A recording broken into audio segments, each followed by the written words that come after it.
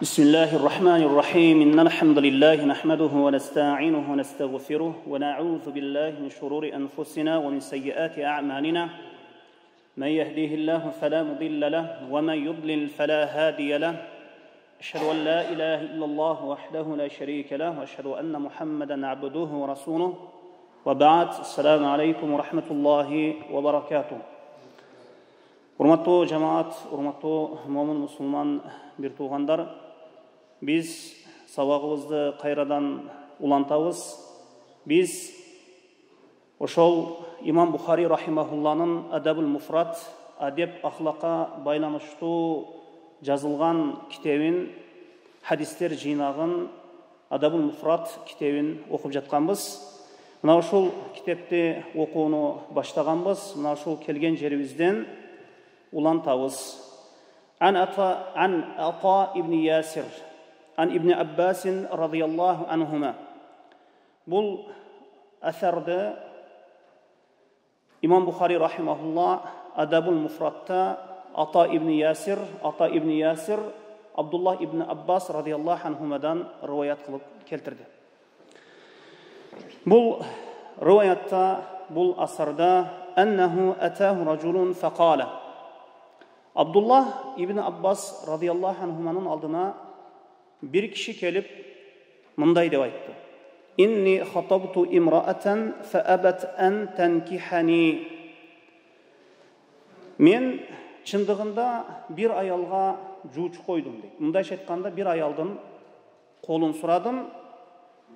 Kolunu suragan kezimde almaga nikelenүүдөн başlattı. وخطبها غيري فأحبت أن تنكحه. Anan ошол аялга менден башка бир киши колун сурап, жуучу койдум да айтканда колун сурады. Ал аялга никеленүү үчүн. فغرت عليها فقتلت فأحبت أن تنكحه.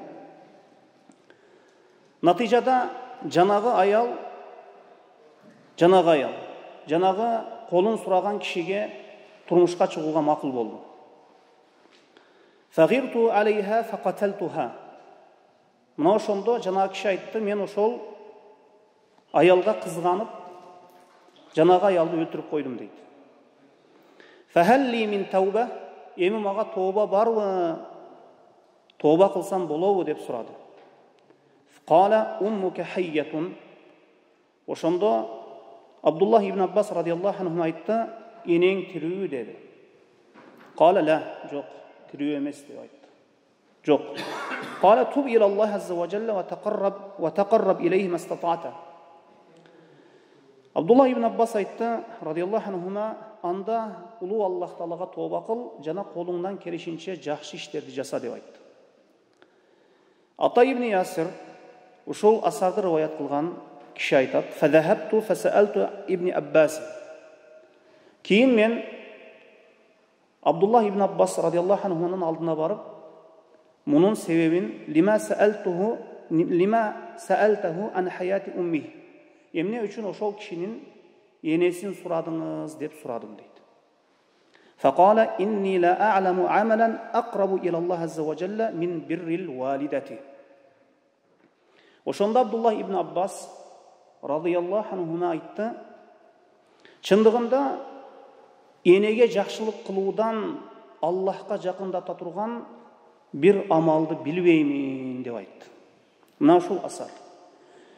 Имам Бухари рахимахулла өзүнүн Адабул Муфрат китеби, мына ушул китепте мына ушул асарды мына Абдулла ибн Аббас радıyallahu anhumaдан риваят кылып келтирди. Эми Бұл орындан, бұл асардан билебиз, бұл риваяттан билебиз, энеге жакшылык кылуу, эненин акысы өтө бир улуу даражада экендиги, инсандын даражалары, жакшылыктары көбөйүүсүнө, даражалары көтөрүлүүсүнө себеп боло турган Аллах жакшы көргөн амал экендигин билебиз. Жана ошондой эле энеге жакшылык кылуу күнөөлөрдүн кечирилүүсүнө, жана жаман иштердин өчүрүлүүсүнө, жана Аллахтын разылыгына жетүүнүн эң негизги себептеринин бири болуп саналат. Автор рахимахулла бұл әсәрді, бұл риwayatты келтіру менен енеге жақшылық қылу, апаға жақшылық қылу өте улуу сооп екендігін баяндады. Жана Ибн Аббас радиаллаху анхудан келген риwayatты келтірді. Ибн Аббас радиаллаху анхуманын алдына bir kişi келіп айтты: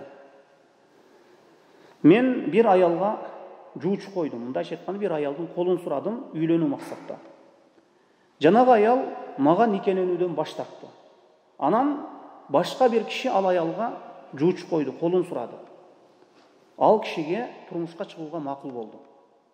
Мен ошондо жанагы аялга кызганып өлтүрүп койдум дейт. Мага эми тооба барбы? Ушул кылган ишим үчүн өкүнүп турам. Мага эми тооба барбы деди.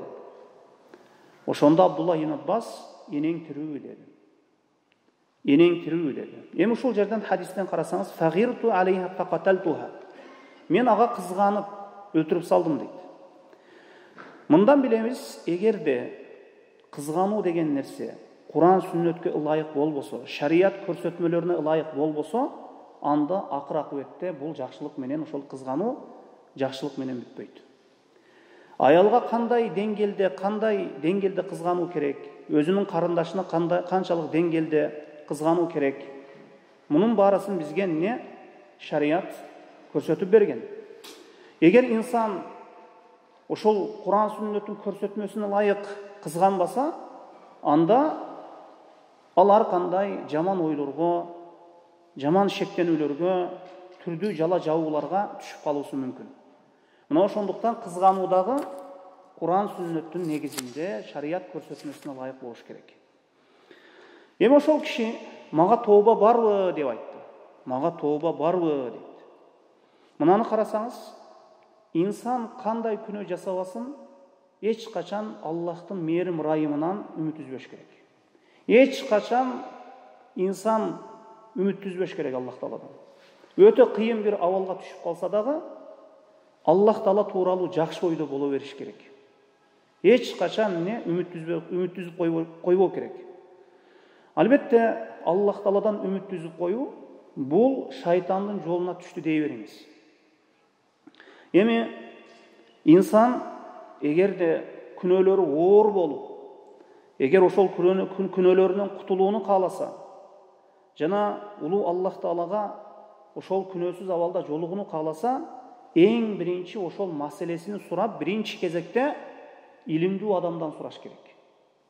Эгер бир маселеңиз болсо, шариятка байланыштуу, же бир күнөөңүз боло турган болсо, Аллах Таала баарыбыздын билип билбей жасаган күнөөлөрүбүздү кечирсин, инсан илимдүү адамдан сураш керек. Алым кишиден сураш керек. Мына ошондо туура жоопту инсан алат. Өзүнө окшогон же илимсизден, бир жахилден сураганга болбойт. Сөзсүз алымдан сураш керек. Мына ол кишини карасаңыз, бир аялды өлтүрүп койду кызганып. Келип кимден сурап атат? Абдулла ибн Аббас радиаллаху анхудан сурап атат. Алымдан сурап атат. Пайгамбарыбыз саллаллаху алейхи вассаламдан кийин мына Кур'ан-ы Каримдин тафсирини, маңызын чага билген пайгамбарыбыз саллаллаху алейхи вассалам бул кишиге дуа кылган, шундай үммөттүн алымынан келип сурап атат. Бул киши тирүүлүгүндө ол батыш тараптан же чыгыш тараптан бир бидаат чыга турган болсо, же бир бидаатчы чыга турган болсо, бул киши талкалап койгон. Ошол замат, ошол бидаатты жалган экендигин, динге жаңы кирип жаткан бир жаман бир иш экендигин далилдеп койгон. Мына ушундай кишиден келип сурап жатат. Анан барыбызга бул хадисти окусаңыздар керек. Бир киши 99 кишини өлтүрөт. 99 кишини өлтүрүп, анан бир абидке келип сурайт. Мага тооба барбы деп. Абид дегени ибадат көй. Жана гана намаз окуп эле, орозо тутуп, ажылык кылып, илим албаган, илими жок, намаз окуп эле жүрөт, орозо тутуп жүрөт, бирок илим жок анда. Илим албаган бир кишиден, мындайча айтканда, алым эмес кишиден келип сурайт. Жана кишиге тооба барбы десе, тооба жок, сага тооба жок, сени Аллах кечирбейт эми. Тооба жок дейт. Ошондо мына 100-чүсү сен болсун деп, ошол ал кишини да өлтүрүп, анан 100 адамды өлтүрөт. Анан Bir алымға барады. Алымға барып, маға 100 адамды өлтірдім, маға тоба бар о десе, ал кіші айтады, саға тоба бар дейді. Тоба ешігі ашық, тоба қылу мүмкіншілігің бар дейді. Мына сондықтан Аллах Тағала Құран-ы Кәрімде «Фәсәлу әхлә зикри ин кунтум ла та'ламун». Сілер зикір елінен, дайша айтқанда, зикір әхлінен, илімдүүлерден сұрағыла білбеген нәрсеңерді дейді. Шариаттағы мәселелер көчөлем, дайша айтқанда, туш келген адамдан сұралып кетіріле бербейді. Туш келген адамдан сұрала бербейді. Шариат мәселесі ошол шариат тармағын үйренген алым кишиден өзі негізі сұралады. Жана киши маға тоба бар ғой деді. Фәхіл ли мин тауба, маға тоба бар ғой деді. Абдулла ибн Аббас енең тірүү деді. Ененің бұл оқияға, бұл ішке не тиешесі бар? Енесінің не тиешесі бар? Жана киши айтты, енем жоқ деді. Мындай айтқанда енесі жоқты ғой, енесі аламдан өтіп кеткен. Енесі аламдан өтіп кеткен. Анан бұл жерде Ата ибн Ясир кейін, жаңағы кіші кеткенден кейін, Абдулла ибн Аббастың алдына барып, емне үшін анын енесін сұрадыңыз деп сұрады. Емне үшін анын енесі туралы сұрадыңыз деп айттыле, қарасаңыз, ошол уақытта сұрабай, бір ыңғайлы бір уақытта сұрап отыр. Bir уақытты таап сұрап отыр. Ошол кишинин алдында сұраған жоқ. Bir ыңғайлы бір уақытты таап туруп барып анан сұрап отыр. Ошондо сурады эле, эмне үчүн анын энеси тууралуу, апасын сурадыңыз, энесин сурадыңыз деп сурады эле. Абдулла ибн Аббас радиаллаху анхуна жооп берип айтты: мен энеге жакшылык кылуудан Аллахка жакында турган бир абзел, бир амалды билбеймин деген экен да. Ең Аллахқа жақында тұрған ең жақсы амал бұл енеге жақшылық қылу екен. Инсан ата-енесіне жақшылық қылу менен даражасы көтеріліп кетеді. Дүйнөдө дагы көп жақшылықтарға жетеді. Жана ақыретте дагы көп жақшылықтарға жетеді. Ата-енесіне жақшылық қылу менен. Эми эч качан дагы бир бул асардан, бул риваяттан ала турган дагы бир пайда: ешқашан инсан Аллахтың мерім райымынан үміт үзбеш керек. Өтө бир жаман күнөөлөрдү жасап койгон болсо да. Мына قُلْ يَا عِبَادِيَ الَّذِينَ أَسْرَفُوا عَلَى أَنفُسِهِمْ لَا تَقْنَطُوا مِنْ رَحْمَةِ اللَّهِ إِنَّ اللَّهَ يَغْفِرُ الذُّنُوبَ جَمِيعًا إِنَّهُ هُوَ الْغَفُورُ الرَّحِيمُ. Айт, Мұхаммад, менин өзүнө зулум кылган пенделерим, эч качан Аллахтын райымынан үмүт үзүшпөсүн. Аллах Таала бардык күнөөлөрдү кечирет. Ал кечирүүчү, райымдуу зат дейт. Жана ошондой эле инсан тоба кылганда чыныгы тоба кылса, чыныгы тоба ошол күнөөлөрүнө өкүнүп, ошол күнөөлөргө кайтпоону чечкиндүү түрдө өзүнө максат кылып, чечкиндүү түрдө чечим кабыл алып, чыныгы түрдө Аллахка дуа кыла турган болсо, Аллах Таала кабыл кылат. Ошол тобасыны. Экинчиси, көптөгөн жакшылыктарды көбөйтүш керек. Жакшылыктарды көбөйтүш керек. Жана ошондой эле жакшылыктар жаман иштерди өчүрүп жиберет дейт. Аллах Таала Куранда айтат: «Иннал хасанат юзхибна сайyiat». Чындыгында жакшы иштер жаман иштерди өчүрөт дейт. Жана ошондой эле пайгамбарыбыз саллаллаху алейхи вассалам бир хадисинде айткан: ошол бир жаман иштен кийин бир жаман иш жасап кое турган болсоң, анын артынан бир жакшы иш жасап кой дейт. Өтө чоң жакшы иш эмес бул, эми инсан колунан келишинче бир жакшы иш жасап коюш керек. Бир күнөө кетирдиби, эми анын артынан бир жакшы иш жасаганга аракет кылуубуз керек. Жана ошондой эле бул асар, бул риваят далалат кылат. Бул энеге жакшылык кылуу, ата энеге жакшылык кылуу бул Аллахтын акысынан кийин келген Кур'ан-ы Керимде. Аллахтын акысы мына Кур'ан-ы Керимде Аллахтын бул таухиди болот. Мына Кур'ан-ы Керимде «Ва қада раббука алла та'буду илля iyyahu bil walidayni ihsana».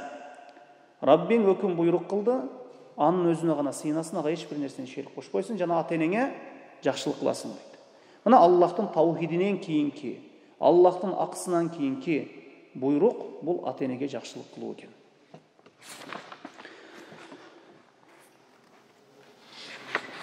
Кийинки бапка өтө турган болсок, бабу биррил абба. Эми атага жакшылык кылуу.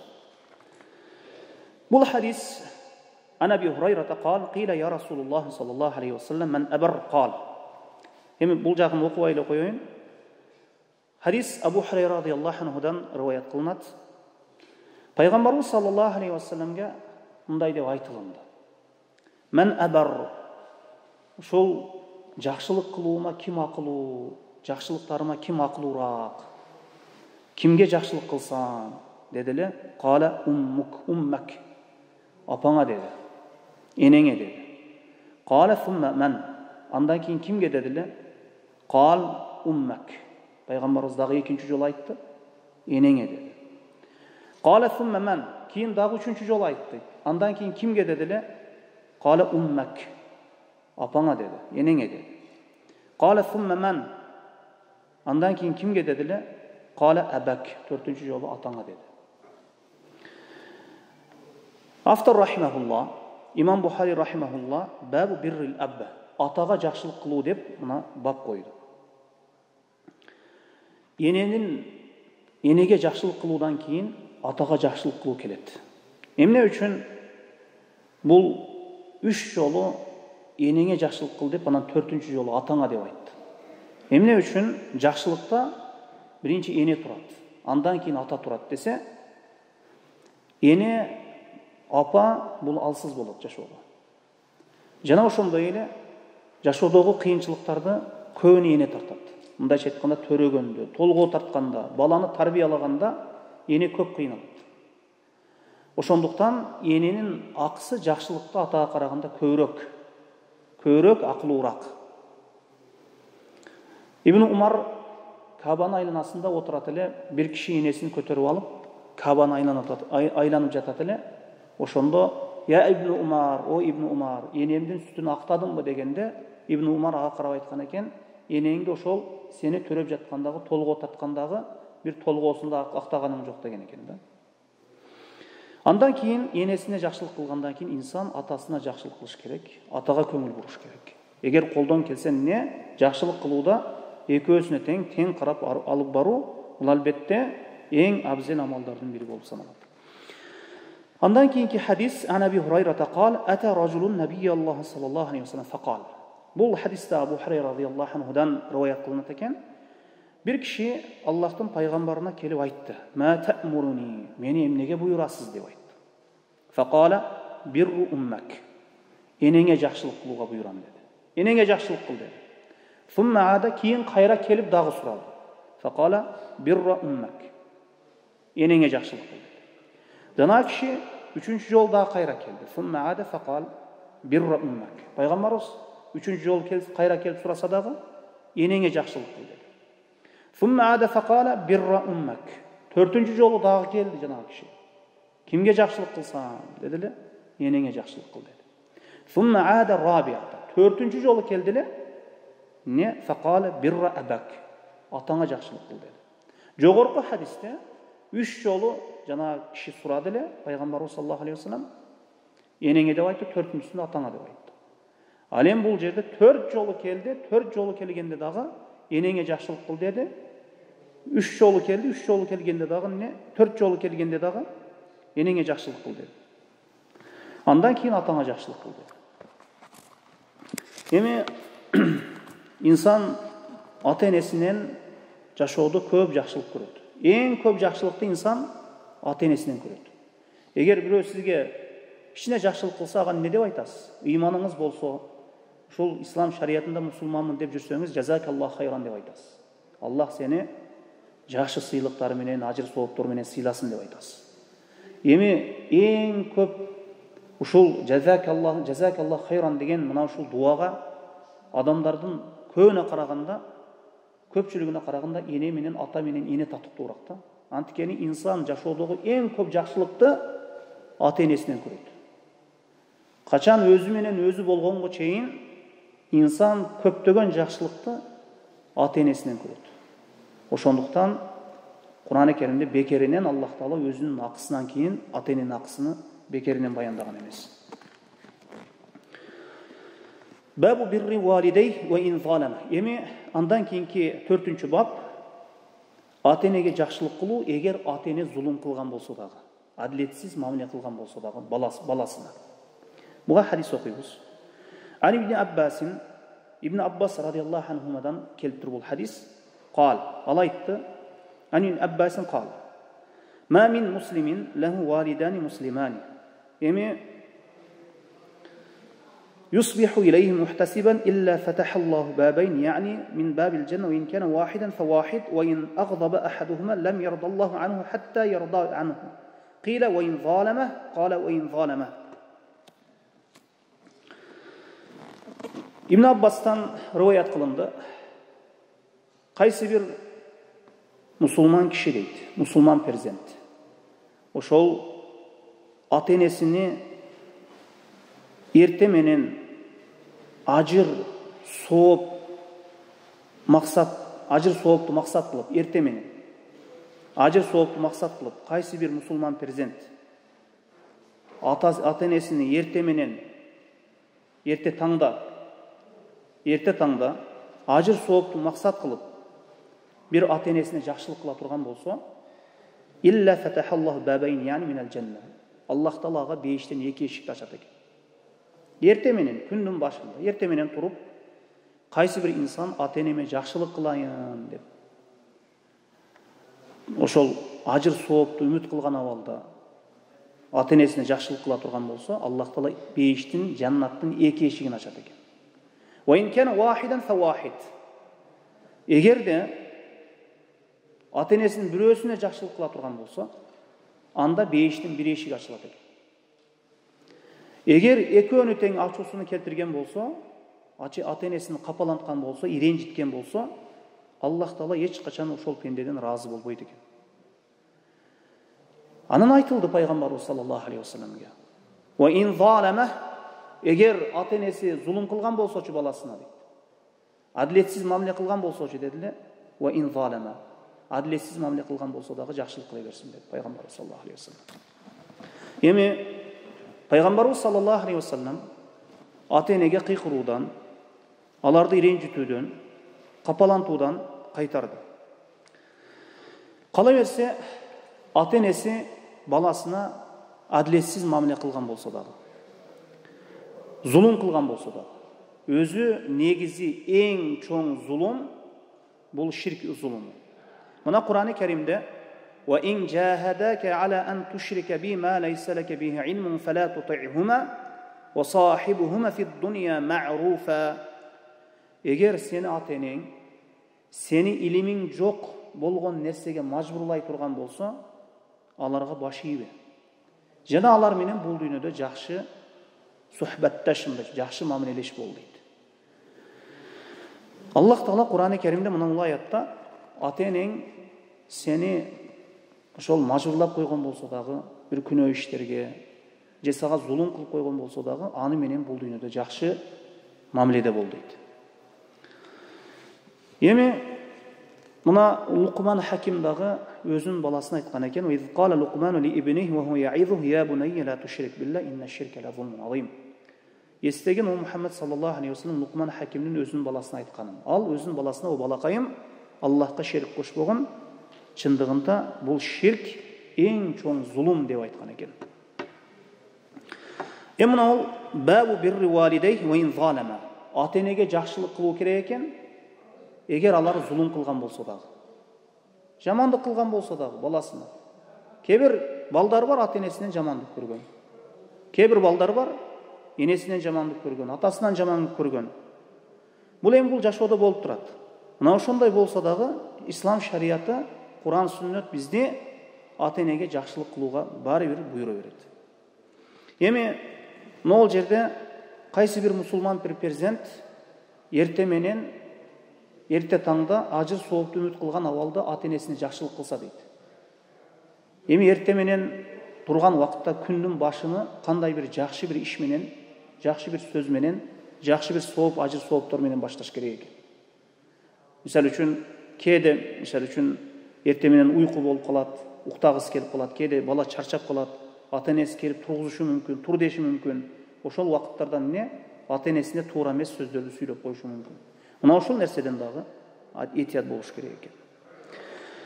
Эми мына жерде балага важип дейт. Балага важип. Сөзсүз парыз. Эгер атасынан бир каталык өткөн болсо, бир зулум өткөн болсо, же бир чектен чыгуу өткөн болсо, өзүнө карата. Эч качан ошону жүрөгүндө кек сактабай, атасынан энесине, ата-энесине жакшылык кылуу керек экен. Мисалы үчүн, кээде ошол ата-эне балдары жаш кезинде ажырашып кала турган болсо, анан кийин ошол балдар атасын тапкан кезде, же энесин тапкан кезде, ошол бала атасына барбай, же энесине барбайт. Анткени мени баккан эмес дейт, тарбиялаган эмес, мени жедирген, ичирген, кийиндирген эмес дейт. Мына ошентип бала таарынат. Мындай болбойт. Инсан картайган кезде дагы атасын ошол картайган кезде дагы таап кала турган болсо, атасын разы кылып коюш керек. Эми бул хадис, Шейх Албани рахимахулла бул хадисти ошол даиф хадис деп айткан экен. Мына ушул хадистин иснадындагы Саид ал-Кайси ва ху мажхул дейт. Бул киши мажхул экен, мындай белгисиз экен. Мына хадистин мааниси дал келгендиги үчүн Имам Бухари рахимахулла бул хадисти Адабул Муфратта келтирип берди. Андан кийинки хадис бабун лаййинул калам ли валидейх. Ата-энеге жумшак сөздөрдү сүйлөө. Ата-энеге жумшак мамиле кылуу. Бул Тайсала ибн Майяс айтат. Kuntu ma'a najadat. An-najadat. Men najadattар менен бирге болуп калдым дейт. Najadат дегени хавариждердин бир фиркасын айтат. Fa asabtu dhunuban la araha illa min al-kabair. Men bir күнөөлөрдү жасадым, ошол күнөөлөрдү жалаң мен чоң күнөө деп эсептейт элем дейт. Fa zakartu zalika li ibn Umar. Кийин бул нерсени мен Ибн Умарга айтып бердим дейт. Qala ma hiya? Qultu kaza wa kaza. Ал күнөөлөрүң кайсы деди? Ибн Умар сурады, ал күнөөлөрүң кайсы? Дедиле, мен айтып бердим, ушундай күнөөлөрдү жасаганмын деди. Qala laysa hadhihi min al-kabair. Бирок бул күнөөлөрүң чоң күнөөлөр эмес деп айтты. Хавариждер булар ошол кыяматка жакын, ошол пайгамбарыбыз саллаллаху алейхи ва салламдан кийин, ошол 3 кылымдан кийин, ошол кийин чыккан пайгамбарыбыз саллаллаху алейхи ва салламдан кийин чыккан адашкан, мындайча айтканда фиркалар болуп саналат, агымдар болуп саналат, хавариждер. Тайсала ибн Майяс айтып атат, мен Najadатта болдум дейт. Najadаттагылар менен бирге болдум дейт. Najadат деген бул ошол кишинин аты. Ошол Najadат дегени фиркат мин фиракул хавариж ятбауна ражулан юкалу лаха Najda ибн Амир деген кишинин атына коюлуп калган. Ушул кишинин айланасында чогулушкан да. Бул киши дагы ошолорго кошулуп кетип, кийин анан чоң күнөөнү жасаган адамды дагы, кичине күнөөнү жасаган адамды дагы капыр деп айыптай берет. Хавариждердин белгилери чоң күнөө жасап койгон кишини динден чыгарат, кичине күнөө жасап койсо дагы динден чыгарат. Ахлу сунна вал жамаанын акыйдасы боюнча чоң күнөө жасаган киши бул динден чыкпайт. Бирок фасык болот, тоба кылуусу керек. Ал эми хавариждер булар чоң күнөө жасаган кишини дагы, кичине күнөө жасаган кишини дагы динден чыгарып жиберишет. Анан Ибн Умарга мен айтып бердим. Мондай күнөөлөрдү жасадым. Мен ушуларды чоң күнөө деп эсептеймин. Дебиле, кандай күнөөлөр деди? Ибн Умарга айтып бердиле, бул чоң күнөөлөр эмес деп айтты. Хунна тисаа деди. Чоң күнөөлөр 9 деди Ибн Умар. Бирок бул 9 менен чектелбейт. Чоң күнөөлөр. Кээ бир алымдар мына Имам Az-Zahabинин 70 чоң күнөө китеби бар. Кээ бир алымдар 300гө жакын деген. Кээ бир алымдар 70 дейт. Пайгамбарыбыз саллаллаху алейхи ва саллям кээ бир хадистерде чоң күнөөлөр 7 деген. Ибн Умар бул жерде 9 дейт. Биринчиси ал-ишраку билла. Эң чоң күнөө, биринчи күнөө бул ширк. Бул эң чоң күнөө. Бул ширк. Андан кийинкиси вакатлун насама. Бир жанды өлтүрүү. Бир адамды өлтүрүү. Бир акыйкатсыз, күнөөсүз бир адамды өлтүрүү. Вал фирару миназ захф. Мусулмандар жамаатын таштап качуу, жихадтан таштап качып кетүү. Бул да чоң күнөө. Ва кадфул мухсана. Жанагы таза иффаттуу, таза аялдарга жала жабуу. Ва акулу риба, суткорлук кылуу. Ва акулу малил ятим, жана жетимдердин малын жеш. Ва илхадун фил масжид. Мечитте күнөө кылуу. Валлади ястасхир, жана динди маскаралоо. Ва букал валидей минал уқуқ, жанагы ата-энени ренжитүү, капа кылуу. Кала ли ибн Умар, мындайча айтканда ата-энеге ак болуу десек деле болот. Ата-энени ыйлатып, аларга ак болуу деген да. Кала ли ибн Умар, анан ошондо ибн Умар мага айтты дейт. Атафракун нар, тозоктон корккуң келеби деди. Ва тухиббу ан тадхулал жанна, бейишке киргиң келеби деди. Култу и валлахи. Ова, Аллахка ант деп айтты. Кала ахайюн валидак, ата-энең тирүүбү деди. Ибн Умар да ата-энең тирүүбү деди. Култу инди умми, менин атам өтүп кеткен апам бар деди. Энем бар. Кала фа валлахи лау аламта лахал калам. Аллахка ант, эгер энеңе жумшак сүйлөй турган болсоң дейт. Ва таамтаха таама, энеңди тамактандыра турган болсоң, ла тадхуланнал жанната ма ижтанабал кабаир. Жана бейишке киресиң, жана чоң күнөөлөрдөн алыс болгон болсоң дейт. Сөзсүз бейишке киресиң. Эгер чоң күнөөлөрдөн алыс боло турган болсоң. Бул хадис сахих хадис. Албани рахимахулла дагы бул хадисти сахих деп айткан. Бап койду Имам Бухари рахимахулла ата-энеге жумшак сүйлөө тууралуу, жумшак мамиле кылуу тууралуу. Ата-энеге жумшак сүйлөө, жумшак мамиле кылуу бул дагы сооп иштердин эң жакшы Аллахка жаккан абзел болгон амалдардын бири болуп саналат. Ата-энеге жакшылык кылуу жана ошондой эле аларга жумшак сүйлөө бул инсандын бул дүйнөдө даражасы көтөрүлүүсүнө себеп болот экен.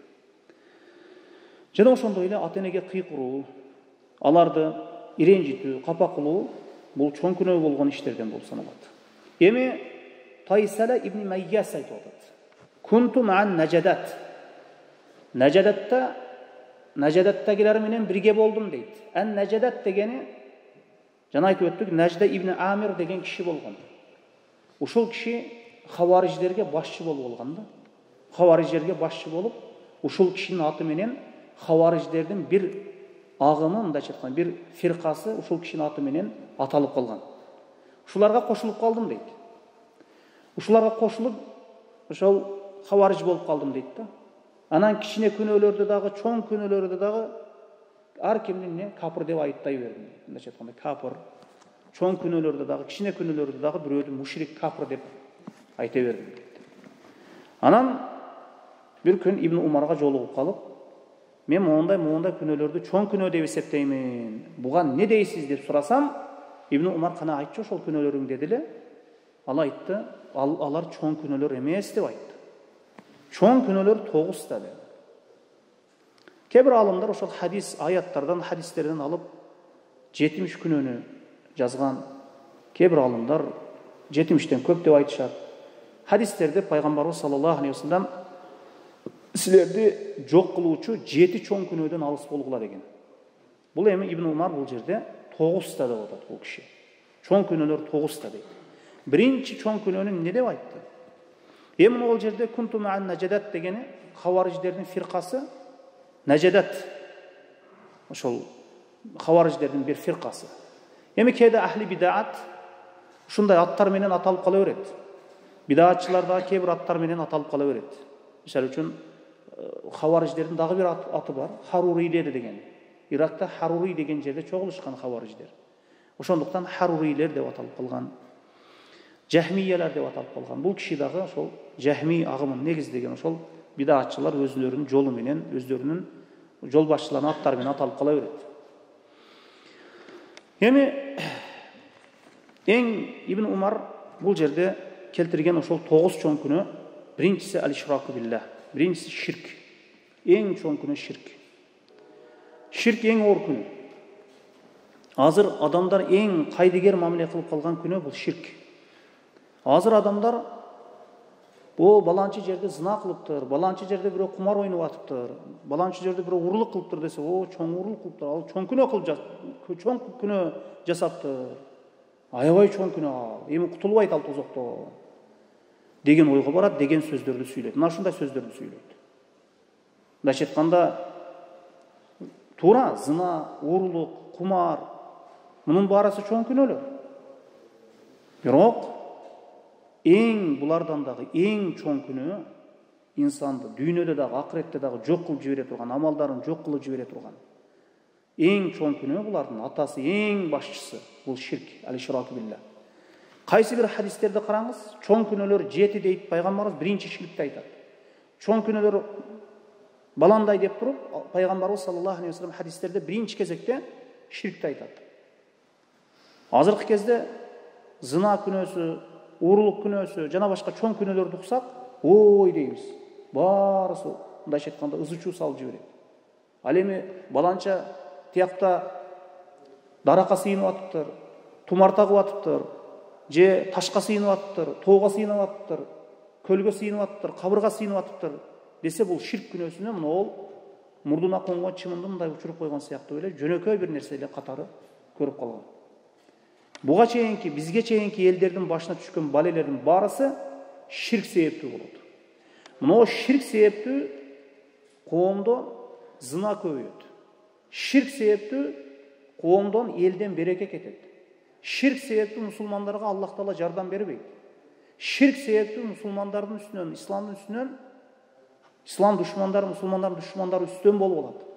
Ширк себептүү ширктен башка күнөөлөр өнүп өсүп өркүндөйт. Ширк себептүү адамдар шахваттарын ээрчип кетет. Ширк себептүү адамдардын үстүнөн шайтан бийлик кылып алат. Ошондуктан эң биринчи башка күнөөлөр токтосун десек, анда биринчи ширкти токтотуш керек. Адамдар ширкти түшүнүп, ширкти таштагандан кийин башка күнөөлөрдү өзү эле таштап коюшат. Анткени Аллах Тааладан чыныгы тануу, Аллахтын таухиди жүрөккө киргенден кийин башка күнөөлөрдүн өзүнүн өзү калтырат.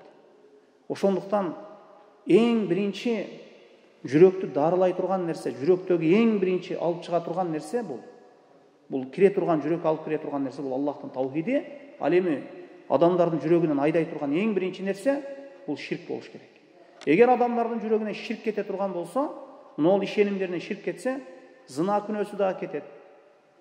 Шахват, суткорлук, бүт башка күнөөлөр дагы коомду токтойт. Токтобосо дагы азаят.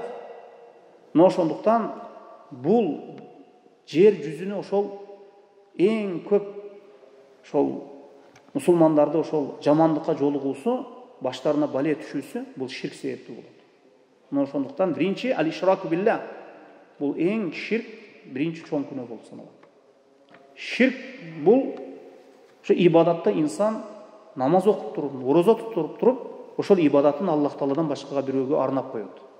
Жакшы иштерин Аллах Тааладан башка бир нерселерге арнап коет. Аллах Тааладан башка бир нерселерге дуа кылып коет. Мына ушул иштери менен инсан ширк келтирет, мушрик болот. Экинчиси вакатлун насама.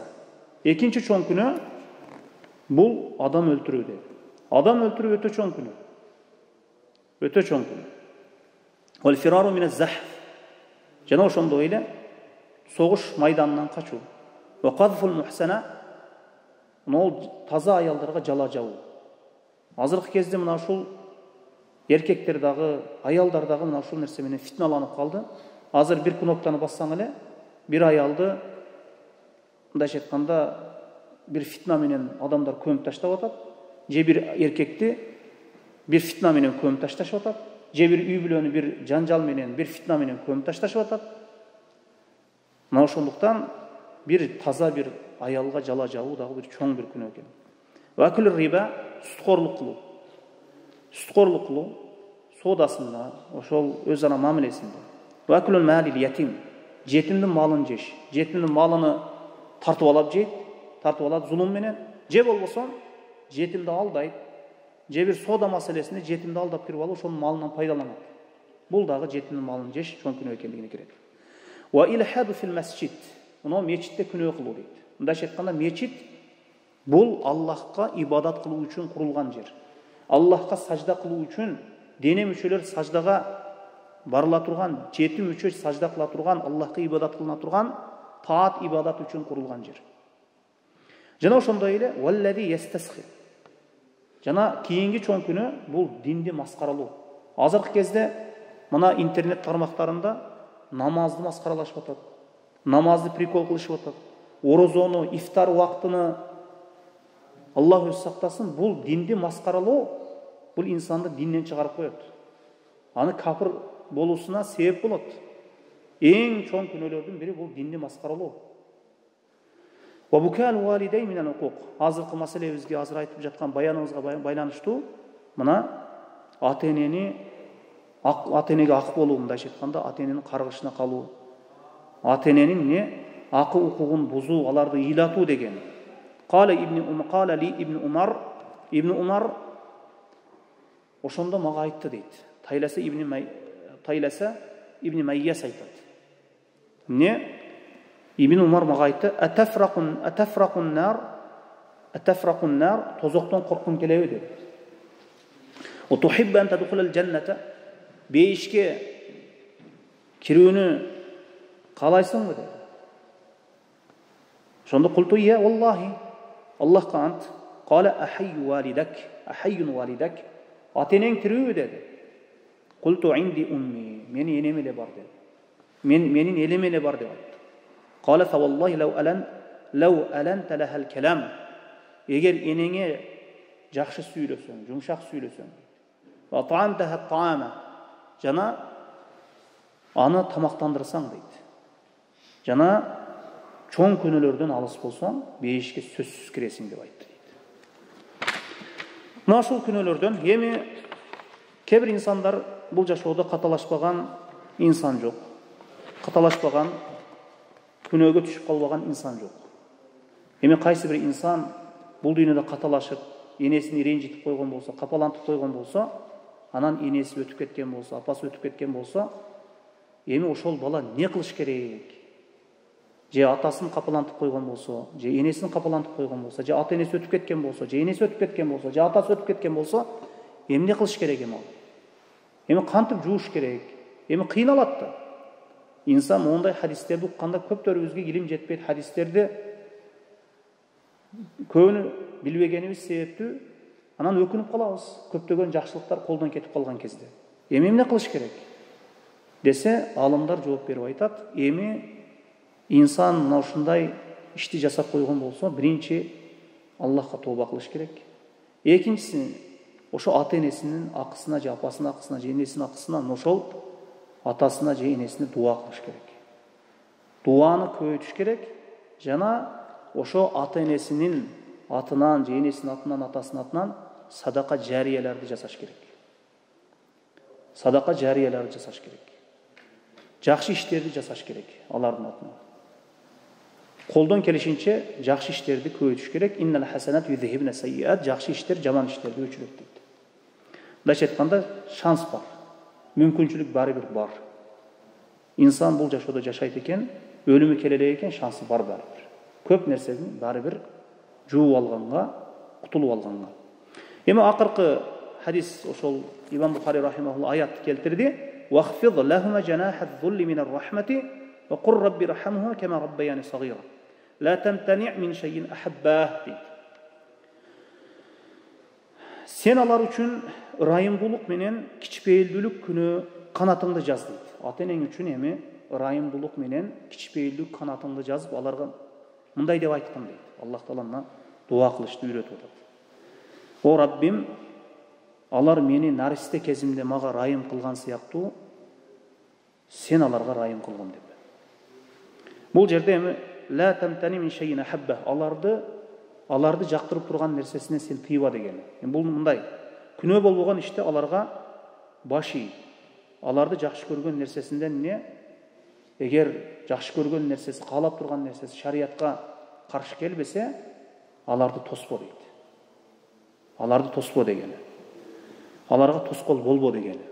Егер ата-эне күнөөгө буйра турган болсо, балам намаз окуба десе, орозо тутпа десе, ата-энеге башы ийилбейт. Ата-энеге башы ийилбейт мындай убакта. Анда Аллахка башы ийе турган нерседе махлукка башы ийилбейт. Мисалы үчүн намаз окуба десе, орозо тутпа десе, анда башы ийилбейт.